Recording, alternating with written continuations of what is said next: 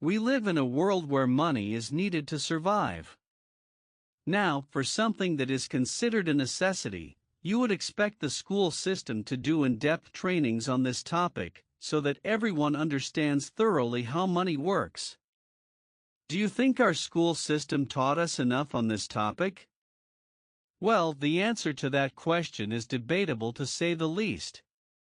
Money management is a topic not talked about enough, and as a result of this, a lot of people fall into the trap of what is known as bad debt. Welcome to the Money Wizard channel, where we talk about ways to better your finances. Don't forget to like, comment, and subscribe to stay updated. In this video, we will take a deeper look at debt and ways on how to get out of debt. First thing we must understand is the different type of loans. There are 7 main types of loans: student loans, mortgages, auto loans, payday loans, home equity loans, credit cards, and cash advances. Student loans are used to help cover tuition costs, board, textbooks if applicable. There are 2 types of student loans: federal and private student loans. Let's quickly go into details with these two. Federal student loans are made by the government and private loans are made by private organizations, to name a few, like credit unions, your local banks, and/or state organizations. For federal student loans, payment is required after you graduate, while private student loans, some may require payments while you're still in school. Do in-depth research before you decide to get a private student loan. Federal student loans' interest rates are typically lower than private student loans. Private student loans can have either a fixed or variable interest rate, while federal student loans are usually always fixed. Private student loans are usually not subsidized, whereas federal student loans are subsidized. You don't need a credit check to apply for a federal student loan, whereas a private student loan you will need an established credit record or get a cosigner. For both federal and private loans, your interest may be qualified as tax deductible.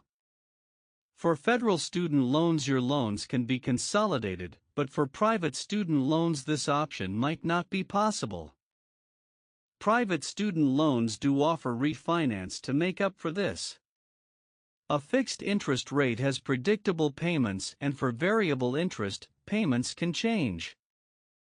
A mortgage is used to buy homes without having all the upfront cash.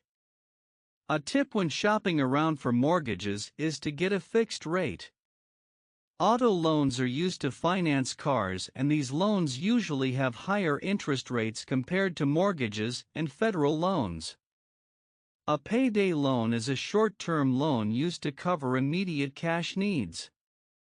If you can find another way to come up with the money in case of an emergency, please do so, as these loans has extremely high annual percentage rates. Payday loans may not be the best option for debt consolidation, because solving a temporary problem through a payday loan might cost you even more debt afterwards. A home equity loan allows the borrower to use their home as collateral. Cash advances are often offered with most credit cards nowadays, with a ridiculous high interest charge. You should try to avoid that as well. Now that you understand the different types of popular loans, you can get a sense of which ones are considered good debt and bad debt. By definition, good debt is a debt that is predictable, manageable, and buys something of value. The key word in that is manageable. Some common examples of good debt would be a mortgage, as long as the cost of the house is manageable, and you have agreed that you can afford all the expenses that comes with that size of a house, or a house in itself. Try to make a large down payment when buying, as this will benefit you in the long run. Another example would be student loans. To be more specific, the federal student loans for the lowered interest rates. Again, make sure you get a fixed rate on these. By definition, bad debt are debts that are 1. unpredictable, for example, any loan with a variable rate. 2. If it's taking a large percent of your income. 3. If it has a high interest rate. Quick tip when looking at the annual percentage rate, APR, if the cost of money or loan is 1% from the central bank and the lender is asking for more than 6%, then the lender is making quite a lot in interest from you. These are common with credit cards and auto loans. By now you should have a general understanding about loans and what makes up a loan. Now I will introduce different methods on how to pay off your debt efficiently. There are two types of people who has debt. The first type are the ones that pays off their balance each month in full, which prevents creditors from making money from you through interest. This also helps with your credit. This should be a common practice with your credit cards. The second type of people are the ones that keeps a balance on their card. Creditors love these types of people because the creditors make a lot of money in interest payment alone. The methods I will be explaining to you should help you to get rid of your debt and transition to the type of person that pays off their debt every month. Two popular methods to pay off your debt is the debt avalanche method and the debt snowball method.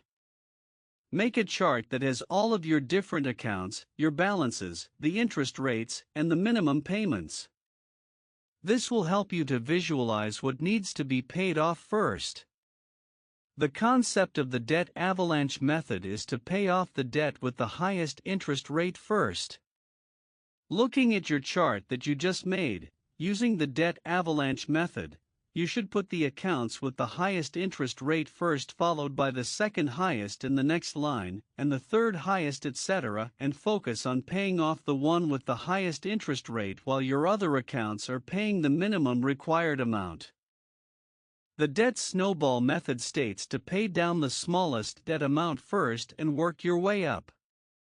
If you're using this method, your first account should be the debt with the highest amount while again making the minimum payment on the rest of your accounts. Even though these two popular methods are proven to work, sometimes unique situations arise that requires a different approach. Say for example a friend or family member loaned you money, and they are nagging you to pay them back. You will want to pay that loan off first. In this case, this is more of an emotional situation where you try to pay off the debt that annoys you the most. This is also okay, because the main goal here is to get out of debt. Whichever way you decide to go about it is 100% up to you, as each person's situation may be different. If you decide to consolidate your debt, make sure you do the math and ask a lot of questions. Be reminded to never sign anything you don't understand, especially when it comes to loans. Take time to understand the terms. Check out my other video where I share some ideas you can do for extra money, and my other video where I go over the basics of investing. Thanks for watching the Money Wizard channel, and I'll see you in my next video.